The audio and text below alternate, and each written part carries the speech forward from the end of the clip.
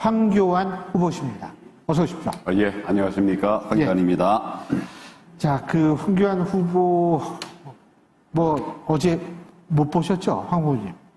나중에 듣긴 했습니다. 예, 편하게 솔직하게 그런 모습을 또 보여주시면 전 충분히 될 거라고 생각합니다. 자, 지금부터 면접 시작하겠습니다. 타이머 돌려주시죠.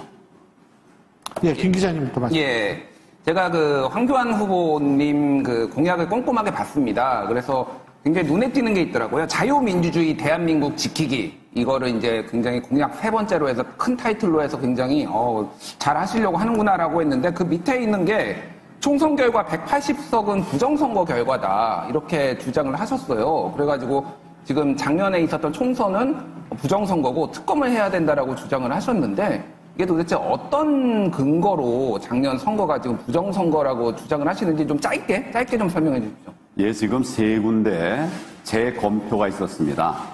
그 재검표마다 있을 수 없는 투표용지가 재검표 과정에서 나왔어요. 유권자들은 정상 투표지에다 투표를 했는데 나중에 재검표를 해보니까 있을 수 없는 투표용지가 나왔다. 이것도 전국적인 상황으로 나왔다. 그렇기 때문에 제가 전면 무효다라고 하는 말씀을 드리는 것입니다. 근데 민경욱 전 의원이 이를테면은 투표함을 다시 열어보자 그래가지고 선관위에서 했는데 그게 다 문제 없는 걸로 지금 계속 나왔잖아요. 그런데 지금 선관위나 이 국가 시스템을 못 믿으시는 건가요? 열어봤는데 예. 있을 수 없는 투표용지가 많이 나왔단 말이죠. 예. 예를 들어서 일장기 투표지라고 그래가지고 투표용지에 보면 밑에 투표관리관 도장이 있거든요.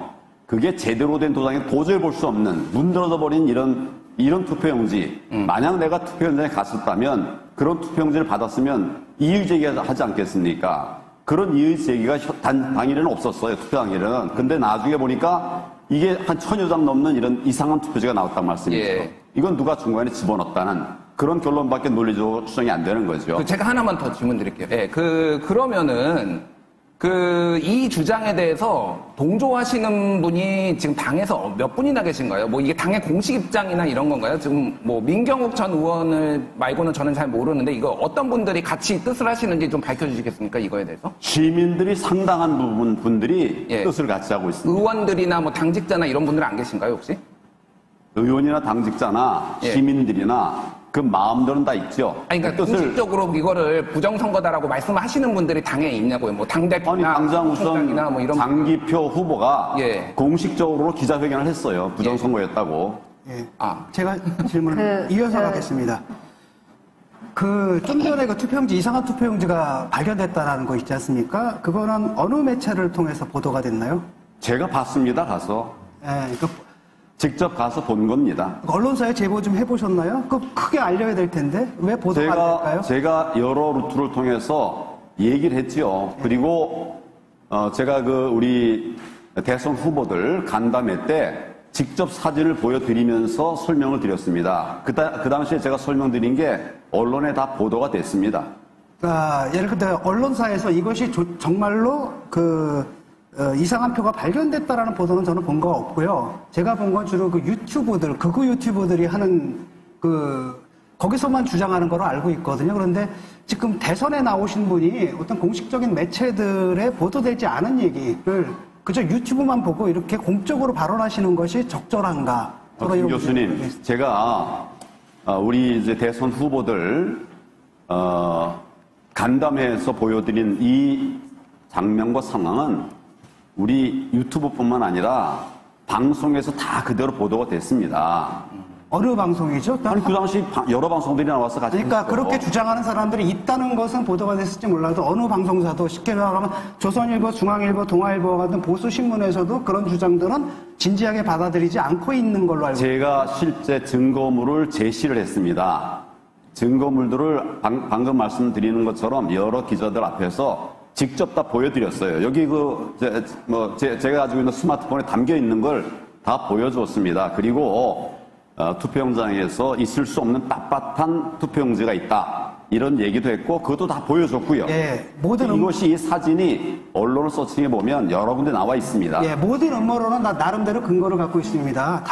달착륙 음모론도 다 근거를 갖고 나오거든요. 그런데 그것들을 이성적으로 판단을 하셔야 되는데 사실 당시 총선이라는 것은 참 민주당의 압승이 예상됐고요. 심지어 민주당에서는 뭐냐면 그때 유시민 씨가 180석 들고 나왔지 않습니까? 까기 전에.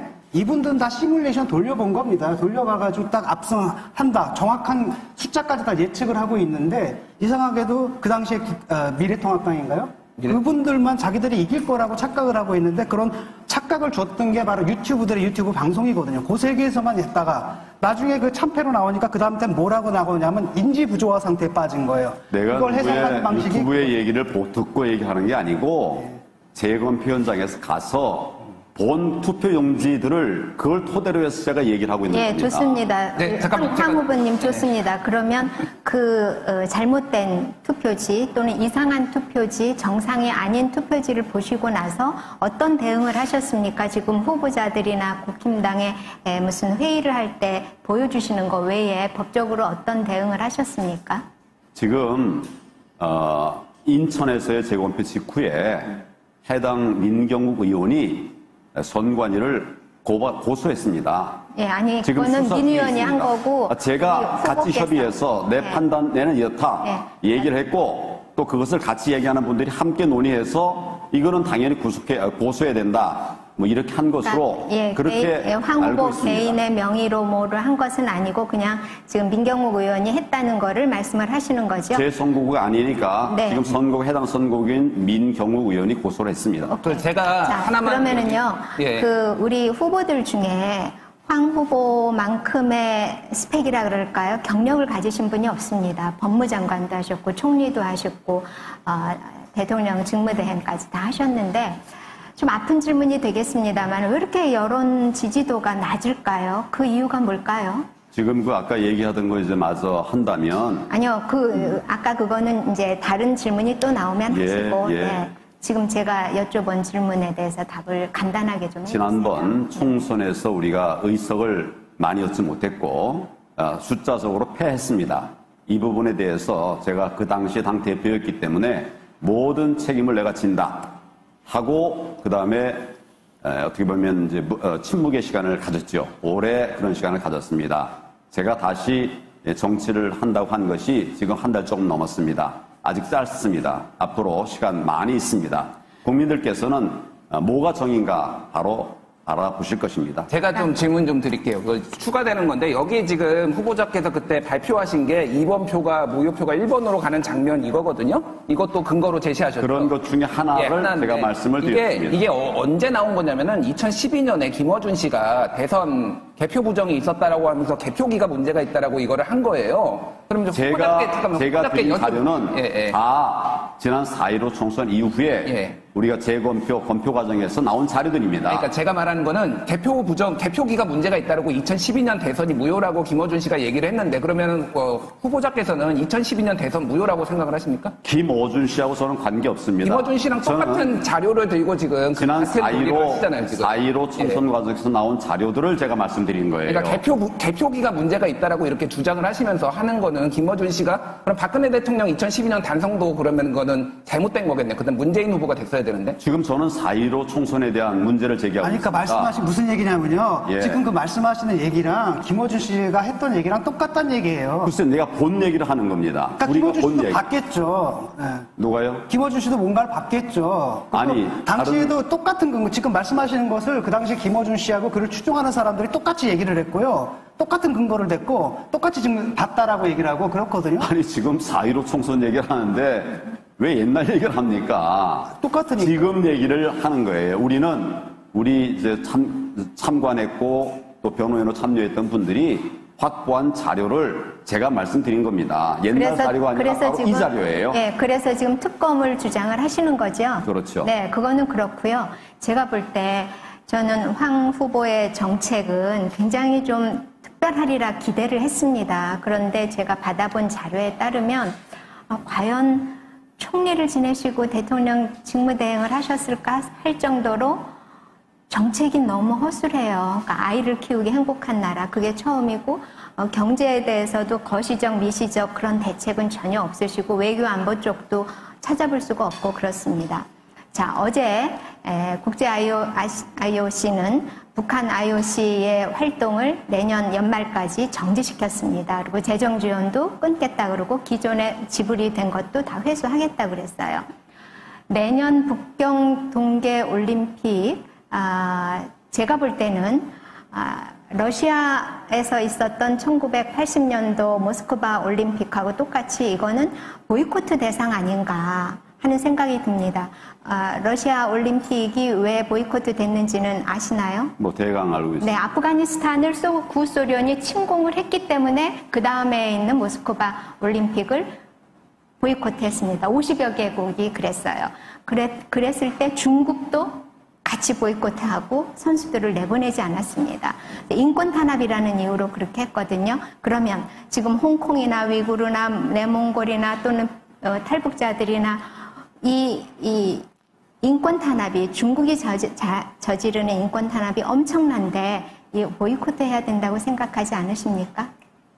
뭐 여러 가지 종합적인 검토가 필요하겠죠. 지금 지적한 내용들 틀리지 않은 부분이 많습니다. 또 우리도 지금 중국으로부터 여러 가지 또 물론 같이 교류도 하지요. 하지만은 부당한 이런 피해를 보는 것들이 많이 있습니다. 앞으로 시간 남아 있으니까 우리가 면밀하게 검토해야 할 것이다. 종합적인 검토를 해야 할 것이다. 저는 그렇게 생각을 합니다. 가능성을 전혀 배제하진 않습니다. 보이콧할 가능성도 있다. 가능성을 전혀. 네, 경제 측면에서도 우리가 사실은 중국 때문에 여러 가지 어려운 점을 겪고 있습니다. 그러면 중국 의존도로 일관되어 있는 이 경제 구조에서 어떻게 탈피할 수 있다고 생각하십니까? 그게 탈피가 안 되면 중산층은 일어설 수가 없습니다. 그 방책을 좀 말씀해 주시죠. 아시다시피 우리가 FTA를 지금 전 세계적으로 같이 이제 맺고 있지 않습니까? 특정 국가에 편향돼 있는, 좀 치중돼 있는 이런 경제 구조는 바꾸기는 해야 됩니다. 그렇지만 중국과 완전히 이를테면 관계를 끊을 수는 없죠. 적절한 대화, 우리 당당한 대중 외교를 통해서 경제도 같이 병행하는 이런 것과 함께 우리의 지평을 넓히는 것이 반드시 필요하다. 저는 그렇게 생각합니다. 그건 너무 추상적이잖아요. 정책이라는 거는 거시적, 미시적 그 구체성이 어느 정도 있어야 되는데 한번 물어보시죠.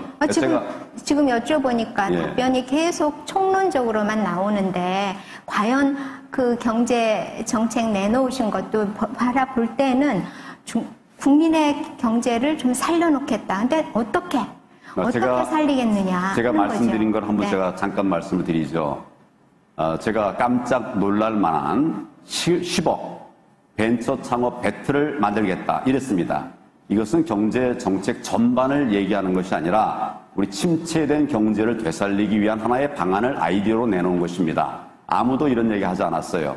그런데 우리가 그 10억 배틀을 하게 되면 매일 배틀을 합니다. 내일도 하고 모레도 하는데 이것이 각각 출발해서 한 달 뒤에는 10억을 포상을 받는 겁니다. 그걸로 창업하고 벤처를 일으키는 거죠. 하나의 기업들이 만들어지는 것입니다. 이것이 만약 한 달, 두 달 진행된다고 하면 이제 여러 가지 직장, 공무원 되기 위해서 했었던 사람들, 대기업 가기 위해서 했던 사람들 여기 이제 도전할 겁니다.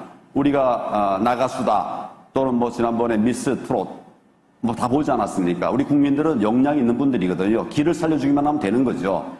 대기업이라든지 나머지 부분에 대해서는 또 병행이 필요하지만 경제의 길을 살리는 하나의 아이디어로 제가 말씀을 드리는 겁니다. 그 경제의 기가 노래는 아니지 않습니까? 미스 트롯이나 나가수처럼 나가서 역량을 테스트를 받는 것하고 경제하고는 다른 거죠. 테스트 받는 정도가 아니라 제가 10억이라고 하는 것은 창업 자금과 그 이후에 계속 기업을 유지할 수 있는 자금을 얘기하는 거거든요.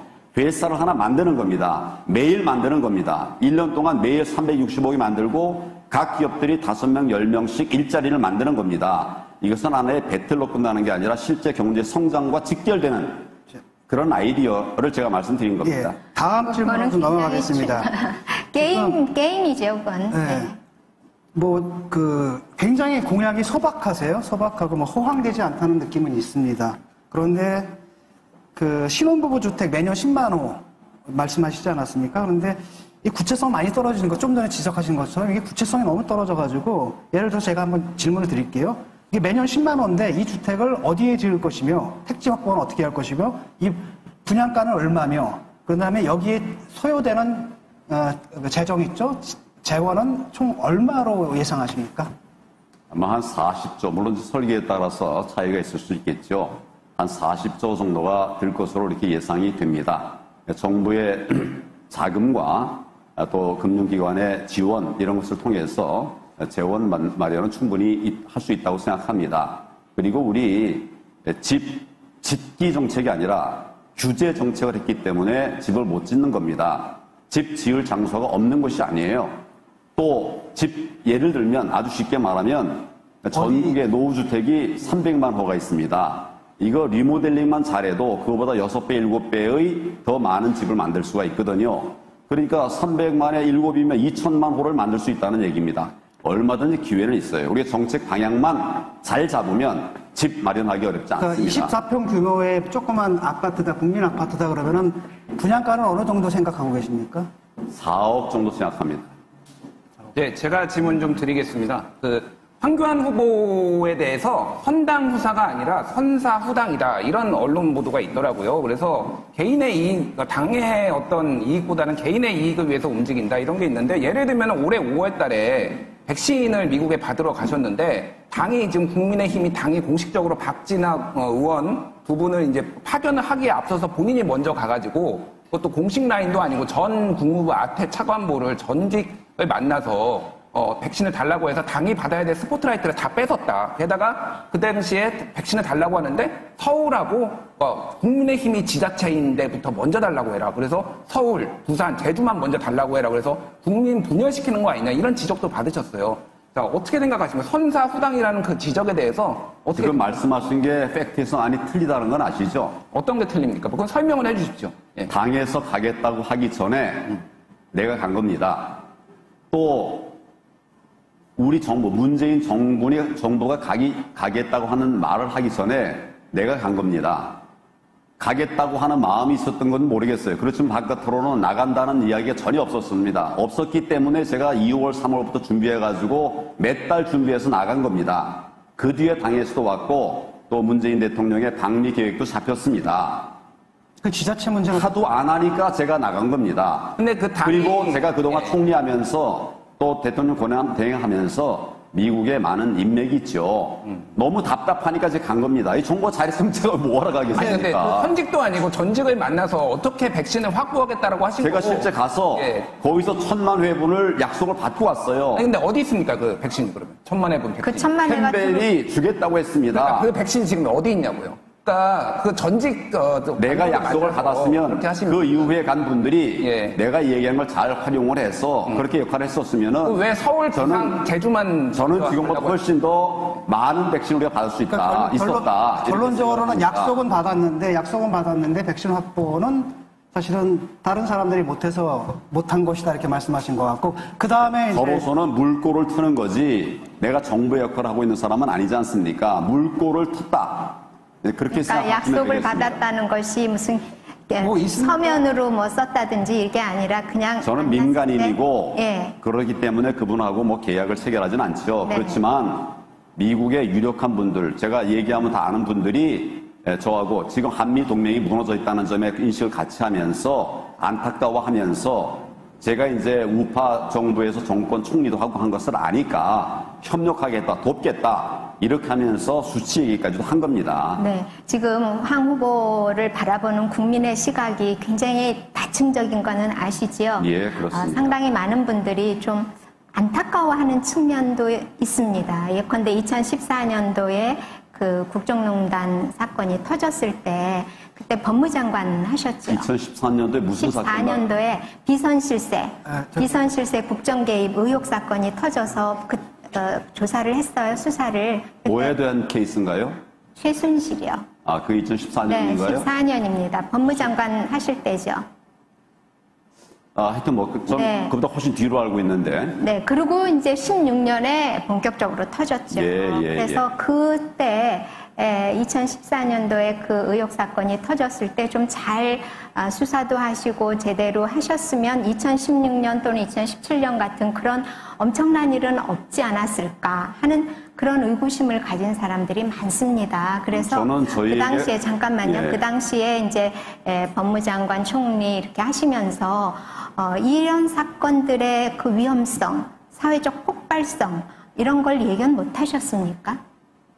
구체적으로 무슨 사건을 말씀하시는지 최순실 사건이요. 최순실 사건은 네. 근데 2017년도에 언론에서 최순실 관천 사건이라고 경정이 하지. 했던 그 네. 정오회 문건 말씀하시는 거예요. 어떤 거? 정오회 이선 실세 국정 개입 청와대에서 사건이요. 그 앞에 수사가 네. 이루어진 거. 네, 예, 그 예, 수사를 제대로 했더라면은 예. 2016년, 2017년에 이 엄청난 파장을 몰고 오는 이 현대사의 이 정말 엄청난 사건이잖아요. 예. 이것까지는 가지 않았을 것 아니냐 이런 생각을 하는 사람들이 많습니다. 그래서 예. 돌이켜 보시면 좀 예. 아쉽고 그런 점이 없으십니까? 전 많이 아쉽죠. 어떤 점이 구체적으로 좀 실제로 제가 경험한 것과 제가 아는 것보다는 굉장히 많이 좀 왜곡되거나 부풀려져 있는 부분이 많습니다. 그런 부분은 결국 시간이 지나면 역사적인 평가를 받으리라 저는 이렇게 생각을 합니다.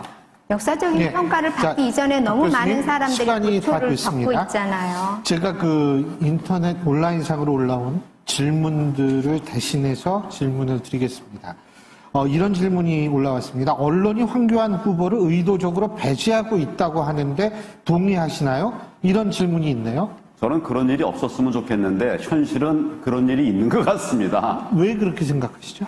글쎄요. 하여튼 여러 가지 이제 원인이 있겠죠. 제가 그 단어를 제가 알고 있습니다만 지금 여기서 말하고 싶지는 않습니다. 그렇지만 언론이 공정한 보도를 해야 되는 것은 맞다고 생각하고 저는 모든 언론이 다 그렇다고 생각하지는 않아요. 하여튼 제가 더 잘하겠다는 말씀을 드리겠습니다. 그리고 이제 또 다른 질문이 있습니다. 총선 불복하시는 겁니까? 라는 질문이 있습니다. 저는 총선 불복하는 게 아니라 불법 선거에 대해서 대응을 하는 것입니다. 선거에 불법이 있었다고 하면 그건 대응을 해야 되지 않겠습니까? 예. 또 다른 질문이 있는 게 국회의원 모두를 탈락 처리하고 다시 총선거 치르실 거예요? 라는 질문도 있네요. 제가 잘 국회의원 모두를 탈락 처리하고 다시 총선거 치르실 거예요? 라는 질문도 있네요. 저는 예. 지난 4.15 총선은 전면 무효라고 생각합니다. 그 이후의 절차는 또 정치권에서 다루어가야 될 일이라고 생각합니다. 그 기록적인 참패를 책임을 안 지고 지금 그래서 부정선거 음모론으로 그렇게 빠져드시는 건 아닌가? 당시 당대표로서 그거를 책임지셔야 될 자리죠. 제가 그 모든 책임을 지고 4월 시간이 다 15일 됐습니다. 밤 11시에 예. 모든 당직을 시간이 다 공개가 됐습니다. 물러났습니다. 예, 감사합니다. 책임을 자, 22분 지는 마음이었습니다. 주어진 시간이 다 됐기 때문에요. 예, 죄송합니다. 하실 말씀이 있는데 딴 후보하고 균형을 맞춰야 되기 좋습니다. 때문에 22분. 좋습니다. 예, 오늘 수고 많이 하셨습니다. 예. 오늘 말씀 여기까지 듣죠? 예, 고맙습니다. 예, 수고 많으셨습니다. 예. 자, 다음 후보는요. 앞서도 말씀드렸지만은, 추첨순에 의해서 지금 이루어지는 거고요. 감사합니다. 윤석열 후보 모시겠습니다. 예. 자, 윤석열 후보 모시겠습니다. 내가 먼저 할게요. 예.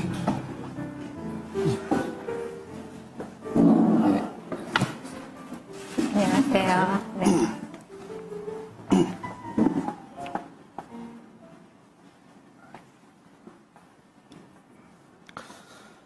예. 오늘 두 번째 모신 후보는 윤석열 후보이신데요. 어떻게 좀 보셨어요? 어떻게 진행되는지? 조금 일찍 와가지고 예. 한 5분 정도 예. 우리 황 대표님 하시는 거를 좀 봤어. 어떤 부분을 보셨습니까? 근데 질문을 못 들어가지고 네. 어쨌든 굉장히 날카로운 질문들이 많이 나옵니다. 전 개입하지 않고요. 네. 22분간 시간을 드립니다. 제가 시간을 칼같이 지키니까요.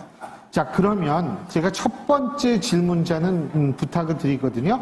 자, 이제 순서에 따라서 오늘 지금 윤석열 후보에 대한 첫 번째 질문자는 진중권 교수님이십니다. 자, 타이머 돌려주십시오. 예, 어떤 질문이 첫 번째 질문으로 나올지 아마 예상하셨을 것 같아요. 제가 볼 때는 손준성 검사가 네.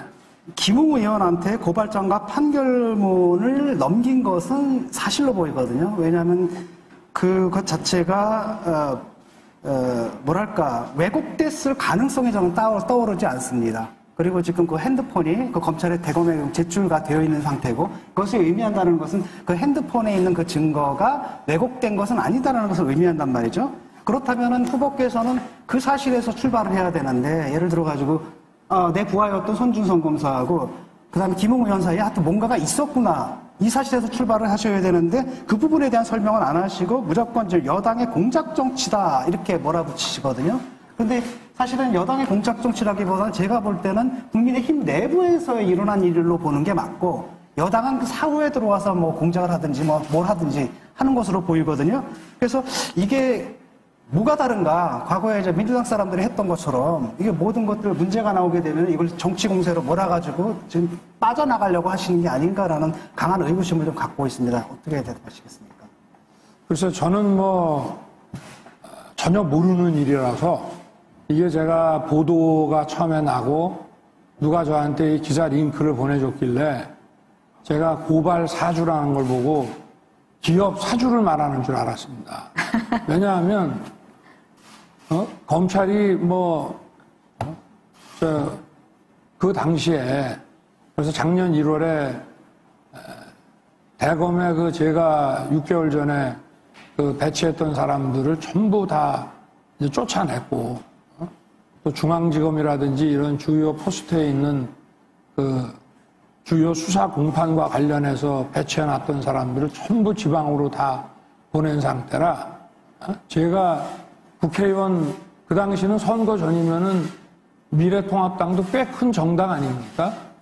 그러면 이 사주라는 게 기본적으로 좀 높은 사람이 좀 아랫사람한테 좀 센 사람이 약한 사람한테 하는 게 사주인데 벌써 이게 사주라는 것 자체가 이걸 그냥 검찰이라고 하는 게 아니라 윤석열 검찰하면 검찰총장이 국회의원 백수십 명이 있는 정당을 사주를 했다는 것 자체가 벌써 굉장히 악의적인 공작 프레임이고요. 예, 근데 제가 저도 네네. 오케이, 그 주장을 받아들인다 하더라도 지금 문제가 되는 것은 네. 손준성 검사하고 김웅 의원 사이에 뭔가가 오간 것은 지금 사실로 보이거든요. 그래서 자기들끼리 동기니까 예. 저는 전화 통화도 할 수 있고 그렇다고 생각은 합니다만은 제가 언론에서 본 그 고발장 그걸 풀 버전으로 올리지는 않은 것 같더라고요. 인용을 해갖고 쭉 썼는데 그 쓴 내용을 보면은 상식적으로 납득이 안 갑니다. 왜냐하면 고발을 고발장을 만약 대신 써준다 하더라도 왜 저희 처해 사건하고 또 한동훈 검사장 거를 한 고발장에 넣으며 아예 얘기가 다른 건데 그리고 또 그 내용을 보면 4월 3일 날 이런 게 있다 하더라고요. 예. 그거 알겠는데 이런 거란 상식적으로 납득이 안 가거든요. 이게 검사가 작성했다. 예, 근데 이런 거란 말이죠. 일단은 얘기죠. 소준성 검사에서 김웅 의원한테 간 것 뭔가가 같다라는 사실은 지금 인정을 하시는 겁니까? 아닙니다. 그건 손 검사도 자기가 보낸 사실이 없다 그러고 그러고 손준성 보냄이라고 왜 이렇게 나왔다는 그 어떤 분께서 보니까 그 글꼴도 이상하고 그리고 그 손준성 보냄이라고 하는 그 자체도 얼마든지 변형이 가능하다고들 이렇게 언론에들 나와 있는 걸 보면은 저는 이게 당시의 그 상황이나 또 그 내용이나 저는 그 고발장이 어느 언론에 인용된 거를 보면은 아주 풀 버전으로 써놓지는 않았어요. 이런 내용이 있다고 이제 해놨는데 그걸 보면은 검사가 작성한 고발장이라고 보고. 근데 일단은 손준성 검사가 보통 같은 경우에 자기가 안 썼어요. 팔팔 뛰면서 고소할 때 이렇게 나와야 되는데 한동안 말이 없다가 그다음에 연간하고 있다가 뒤늦게 나와가지고 이렇게 얘기를 하고 그다음에 김웅 의원 같은 것도 김웅 의원의 경우에도 계속 말이 지금 바뀌고 있습니다. 라고 한다면 이 두 사람 사이에 뭔가가 좀 있었을 거다라는 합리적인 추측을 할 수 있을 거고 옛날 수사 많이 해보셨지 않습니까? 네. 그럼 수사검사 입장에서 둘 사이에 어떤 일이 있었을 것 같습니까? 아니 수사라는 것도 증거를 가지고 판단하는 거지 수사라는 게 무슨 감을 가지고 밀어붙이는 건 아닌 것이고 저는 당사자들이 명확하게 얘기를 안 하고 받았다는 쪽에서는 준 쪽은 전혀 주지 않았다 하고 또 제가 그 내용을 봤을 때 저게 어떻게 4월 3일 날 막 벌어진 일들이 고발장에 4월 3일 고발장에 막 들어가 있다는 것도 그 많은 내용을 거기다가 또 무슨 어제 보니까 무슨 무슨 판결문에 대해서도 좀 의혹이 많이 가고, 그리고 저 자신이 이런 거를 전혀 보고받거나 알지를 못하기 때문에. 후보님, 네, 저 하나만 좋습니다. 연관된 질문 좋은데요. 하나만 드릴게요. 그게 그럼 만약에 지금 네. 포렌식을 하거나 휴대폰을 네. 이제 해가지고 손준성 검사가 네. 김 의원한테 그 뭐 판결, 초안을, 네. 고발장 초안을 준 것이 확인이 된다라면은 네. 윤석열 그 당시 총장으로서 어쨌든 지시를 하거나 인지를 하지 않았더라도 관리 책임이 있잖아요. 그러면 사과를 하실 의사는 있으신가요? 그거에 대해서? 글쎄, 뭐, 제가 이미 이제 이렇게 그만두고 나갔습니다만은, 그게, 예를 들어서 명확하게, 확인이 된다 그러면은, 제가, 당시에, 그건 손준성이 아니라 대검의 어느 직원이나 검사라 하더라도, 그 총장으로서 그런 것을 제대로 살피지 못한 부분에 대해서는, 제가 국민들한테 사과할 수 있겠지만, 지금 현재 진행 중이니까 저도 빠른 시간 내에 좀 조사를 해보라고 하는 입장이고요. 만약에 지금 사건이 공수처로 넘어갔기 제가 마지막 때문에. 질문 좀 할게요. 네. 만약에 저도 그럴 리는 네. 없으리라고 생각을 하지만 만약에 후보께서 지시하신 정황이라든지 증거라든지 이런 게 나오시면은 사퇴해야 하셔야 되지 않겠습니까? 안 했는데 그거를 가정적으로 해가지고 그런 답변 자체가 그거는 안 맞는 거고요.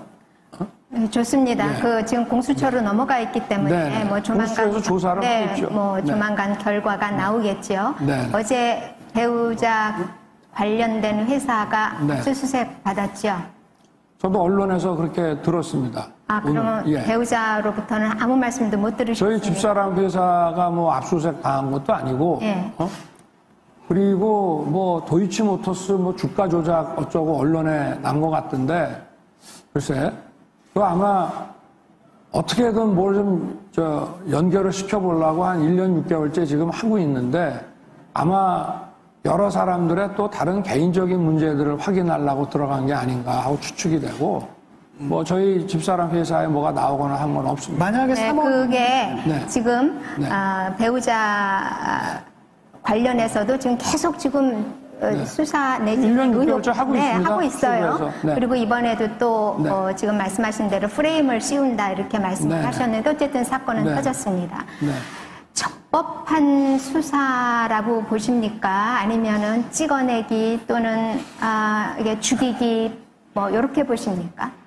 그래서 저는 후자로 볼 수밖에 없는 것이 제가 수사를 수십 년을 했습니다만은 이런 정도 사안을 가지고 이렇게 1년 6개월씩 그 특수부 동원해서 하는 적은 없거든요.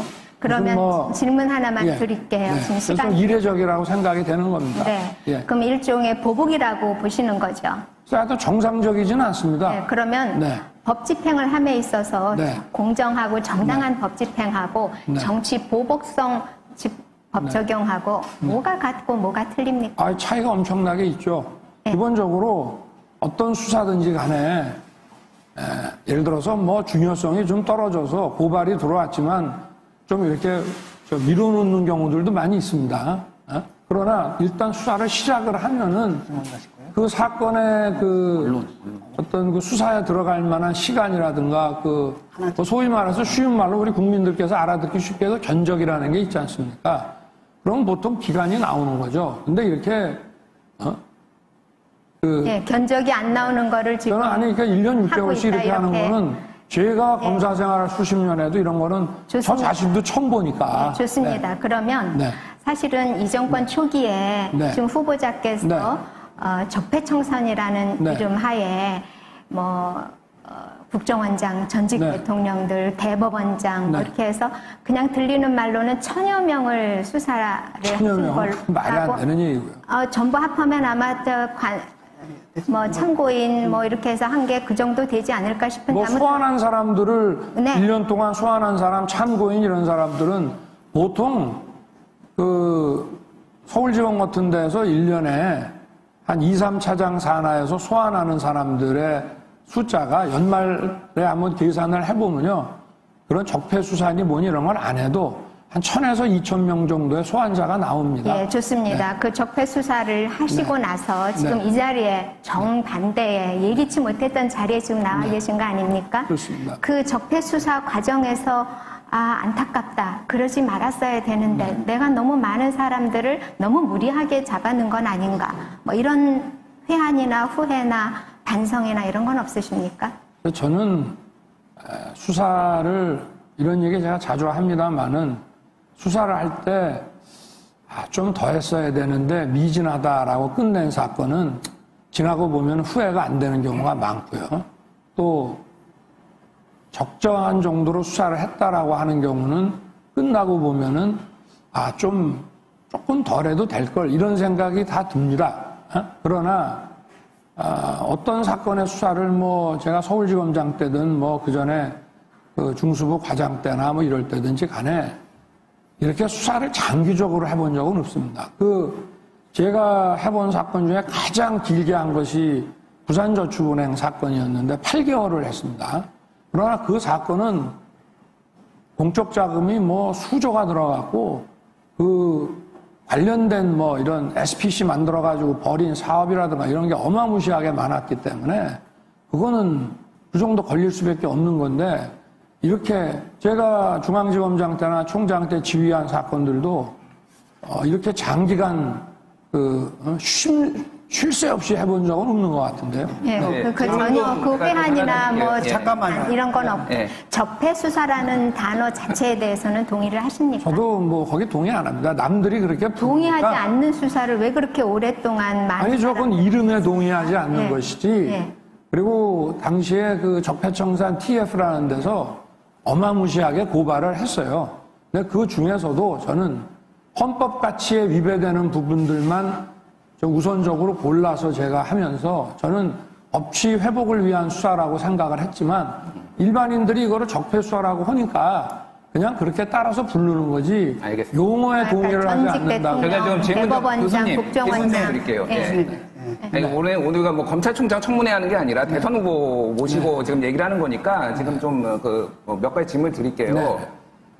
최근에 메이저 언론이 보도를 안 하고 인터넷 매체가 보도를 해서 상당히 불쾌하셨는데 제가 윤석열 후보 표현으로 따르면은 메이저 언론 출신이긴 한데 지금 인터넷 매체에 있거든요.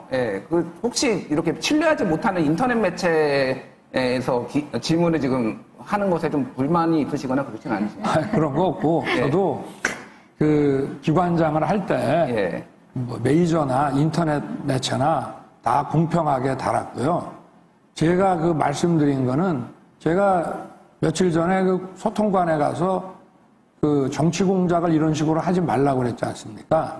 그거는 1단계 인터넷 매체, 2단계 메이저 언론, 3단계 정치인들의 출연 이런 식으로 하는데 제발 그런 규모가 작은 인터넷 매체를 공작에 동원하지 말라는 뜻이에요. 아니 그러니까 후보님이 저는 그게 문제라고 보는데 그거를 일단 공작으로 언론 보도를 보시는 것도 문제지만은 인터넷 매체라고 말씀하신 데에 뉴스버스의 이진동 기자는 조선일보에서 30년을 근무를 했고요. 전혁수 기자는 서울경제TV 출신이고요.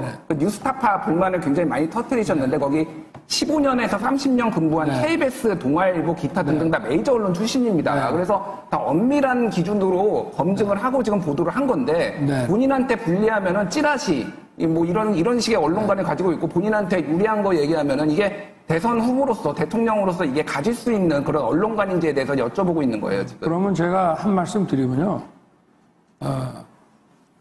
과연 이게 그분들의 경력이 인터넷 매체에 근무하는 분들의 경력은 상당하겠죠. 그러니까 동대회 나와서 하시는. 원래 메이저 언론에 있었던 그러니까요. 그런데 제가 보도를 통해서 보면은 제일 먼저 김웅 의원을 취재를 했잖아요. 그죠? 근데 거기서 김웅 의원이 한 것이 예를 들어서 뭐 윤석열 총장은 관여가 안 됐다. 뭐 이건 내가 썼다. 왜 그런 거는 첫 번째 거는 다 은폐하고 두 번째 거를 또 김웅 의원은 두 번째 자기가 술 먹고 올라가다가 유도신문 당했다고 그러는데 왜 그렇게 보도를 하냐 이 말이에요. 그러니까 저희들이 문제를 제기하는 것이죠. 그런데요. 있는 대로 얘기를 해야죠. 그런데 후보자 배우자 인터뷰를 제일 먼저 한 데가 뉴스버스 아닌가요? 네, 맞아요. 제가 알기로 후보자 배우자의 인터뷰 나는 줄리가 이게 뭐 인터뷰라는 게 약속하고 한 것이 아니고 잠깐만요. 전화가 와서 본인도 실수해서 그냥 말을 좀 한 거지.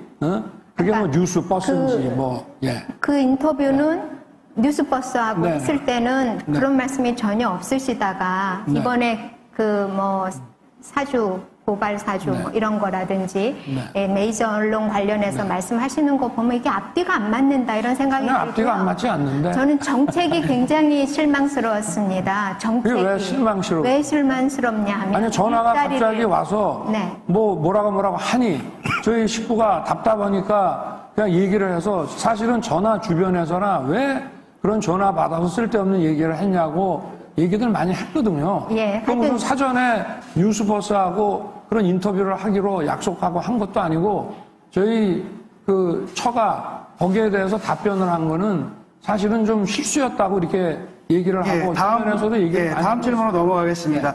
그 120시간 노동과 관련한데 네. 그 보수 후보들 같은 경우 대부분 다 노동시장 유연화를 얘기하고 있거든요. 그런데 사실상 그 스타트업 창업주의 말씀 그 얘기를 좀 전달하신 거 아닙니까? 그런데 문제는 뭐냐면은 우리 사회에 이미 그쪽 기업주들이 막 이렇게 반발을 해가지고 탄력근무제라든지 선택근무제 같은 것들이 도입돼 있는 상태거든요. 네네. 그래서 얼마든지 그 유연하게 할 수 있는데 갑자기 주 120시간 노동을 해라. 네. 그리고 또 하나는 뭐냐면은 그 창업주만이 아니라 이분들이 그들의 자유로운 계약에 맡겨야 한다라고 하시는데 시장 국가가 개입하지 네. 말고 사실상 고용주하고 고용되어 있는 사람들은 절대 자유계약이 될 수가 없거든요. 그들이 얘기를 하게 되면 그냥 따를 수밖에 없는 구조라는 거죠. 이런 현실은 좀 알고 계시는 건지.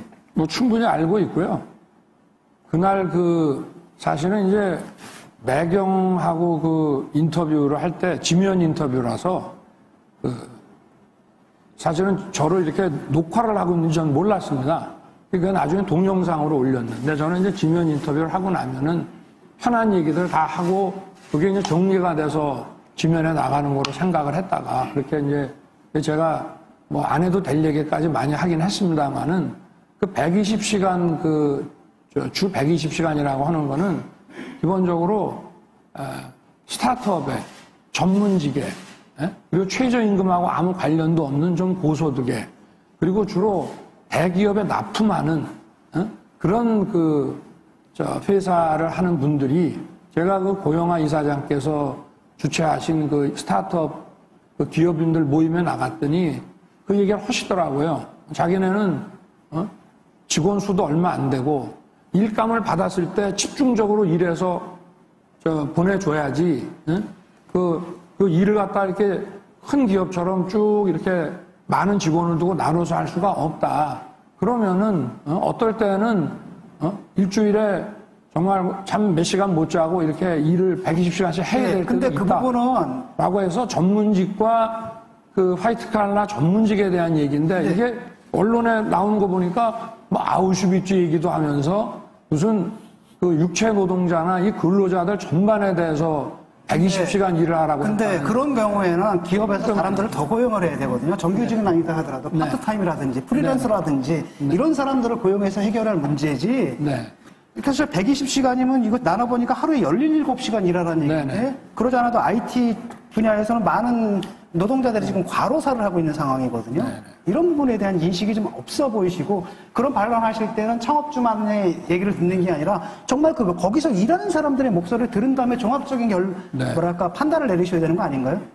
글쎄 제가 하여튼 매경하고 이 인터뷰를 하면서 주 52시간에 대해서 어떻게 생각하냐라고 하는 이제 그 답을 하는 과정에 제가 바로 그 며칠 전에 그 스타트업 그 기업인들 모임에서 들었던 얘기를 이런 얘기도 한다. 그리고 실제로 제 주변에도 이런 벤처기업 하는 사람들이 그 말이 맞다. 정말 그럴 필요가 있을 때가 있다라고 하기 때문에 일반화시켜서 한 얘기는 전 아닙니다. 예, 그 좋습니다. 질문 그건 매경 좋고요. 인터뷰 네. 제가 하나만 같은 매경 인터뷰라서 네네. 제가 있습니다. 그 밀턴 프리드만의 선택할 자유를 굉장히 많이 인용하시더라고요. 그래서 그 부정식품 저소득층에게는 네네. 부정식품 뭐 일종의 불량식품도 먹을 네네. 자유를 줘야 된다 이렇게 말씀하셨죠. 그때. 그거는 오해신 게 제가 말씀을 드릴게요. 예. 불량식품이라는 거는 유해식품이고요. 예. 부정식품이라고 하는 것은 정부가 규제 기준을 정한 그 아래 것을 부정식품이라고 하는 겁니다.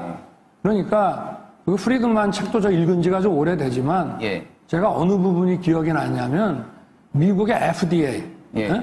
Food and Drug Agency 아닙니까? 예. 식품의약국. 그 식품의약국의 규제 기준이 너무 과도하면 이걸 맞추기 위해서 예. 중소기업들이 없어지고 독과점이 생겨나는 데다가 네, 후보님. 가격이 상승한다. 후보님, 그 시간이 밀턴 거친다고 프리드만의 그 얘기죠. 선택할 자유에 불량식품, 내용이 유해식품은 없습니다. 아닙니다. 제가 네. 팩트체크를 해서 사서 책을 네네. 봤는데요. 그 예. 내용이 없어요. 후보님이 아니, 그러니까 제가 그 프리드만 책에는 당연히 부정식품이라는 시간이 다 말은 됐고요. 없죠. 자, 그러나 그- 식품의약국의 연접위원님께서는 질문 과도한 규제를 있고요. 말하면 식품이나 약품이나 다 들어가는 거니까 예, 윤 후보님. 예. 예, 알겠습니다. 네. 그 유해와 부정은 좀 지금 구별했었으면 합니다. 인터넷상에 올라온 질문 네. 제가 대신 네. 시간 관계상 하나만 여쭤보겠습니다. 집값 어떻게 잡아주실까요? 가 질문입니다. 집값 어떻게 잡아주실까요?가 질문입니다. 집값은 뭐 여러 가지 집값이 상승한 그 이유에 대해서 여러 가지가 있기 때문에 그 원인을 제대로 파악을 하면 그 집값을 좀 잡는 방안이 나오겠죠.